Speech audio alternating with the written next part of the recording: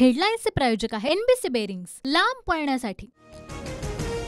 संजय राऊतांसह चंद्रहार पाटील सांगलीकडून मुंबईला रवाना। सांगलीच्या जागेबाबत काँग्रेस हायकमांडशी चर्चा झाली। चंद्रहार पाटीलच उमेदवार असणार, संजय राऊत ठाम। संजय राऊतांनी नौटंकी बंद करावी, राऊतांनी लहान कार्यकर्त्यांप्रमाणे बोलू नये, सांगलीचा प्रश्न चर्चेतून सोडवू, नाना पटोले आक्रमक।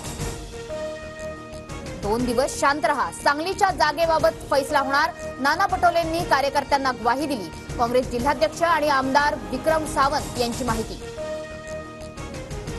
नाशिकच्या जागेसाठी शिंदे गट आग्रही, हेमंत गोडसेंना उमेदवारी मिळाल्यास विजय निश्चित, संजय शिरसाटांचं वक्तव्य। भाजपकडून खडसेंचा छळ, ते परत जातील असं वाटत नाही, नाना पटोलेंची टीका। तर खडसेंच्या मनात चलबिचल सुरू होती, लवकरच प्रवेश करणार असल्याचं त्यांनी सांगितलं, अजित पवारांचा दावा। एकनाथ खडसे 9 एप्रिलला भाजपमध्ये येणार, खडसेंच्या भाजप प्रवेशाबाबत मंत्री गुलाबराव पाटलांकडून संकेत। तर भाजपमध्ये गेल्यास खडसेंची राज्यपालपदी वर्णी लागण्याची शक्यता। भाजपकडून खडसेंवर आधी आरोप, आता त्यांच्याकडे वेगळी वॉशिंग मशीन आली आहे का, संजय राऊतांचा सवाल। तर फडणवीस निलया वाद सोडवतात, चंद्रकांत पाटलांचं उत्तर।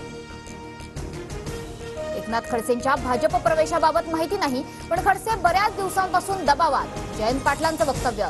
तर पवार गटातच वाद असल्यानं 2 पक्ष झाले, बावनकुळेंचं प्रत्युत्तर। बारामतीत सुप्रिया सुळेंना धक्का, पवार गटाचे जिल्हा परिषद सदस्य प्रवीण मानेंसह सोनाई ग्रुपचे संचालक दशरथ माने अजित पवार गटात जाणार, सुनेत्रा पवारांना पाठिंबा देणार। पुण्यात सुनेत्रा पवार आणि काँग्रेस उमेदवार रवींद्र धंगेकरांची भेट, दोघांकडून एकमेकांना निवडणुकीकरता शुभेच्छा। आमच्याकडून प्रकाश आंबेडकरांना प्रस्ताव गेलाय, 3 वाजेपर्यंत त्यांनी निर्णय घेण्यासाठीची वेळ घेतलीये, नाना पटोलेंची माहिती।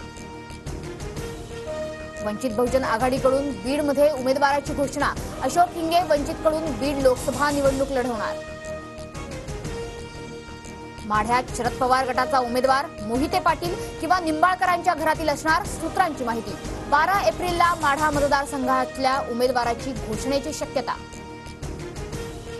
महायुतीत अंतर्गत कलह टाळा, एकोप्यानं काम करा, बैठकीत मुख्यमंत्र्यांच्या मंत्री आणि आमदारांना सूचना।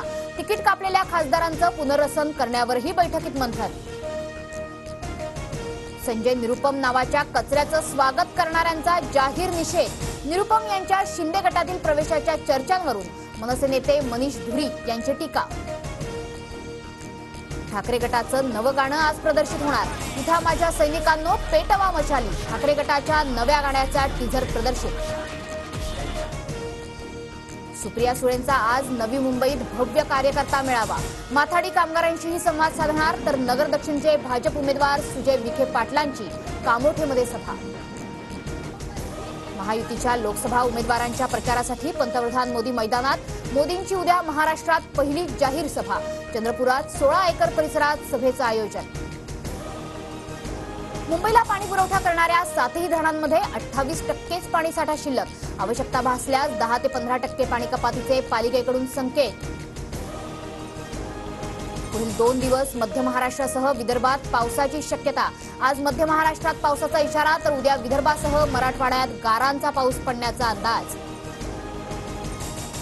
सोनं 71,000 प्रतितोळावर, तर 1,400 रुपयांच्या वाढीसह चांदीचा दरही 80,900 रुपये प्रति किलोवर। आजपासून 6 जूनपर्यंत कोकण रेल्वेच्या विशेष गाड्या, उन्हाळी सुट्टीनिमित्त मुंबईतून कोकण मार्गे 24 जादा गाड्या सोडण्यात येणार।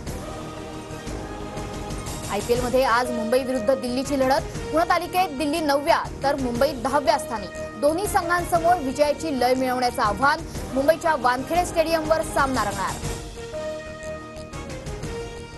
हेडलाईन्सचे प्रायोजक आहे एनबीसी बेरिंग्स, लांब पळण्यासाठी।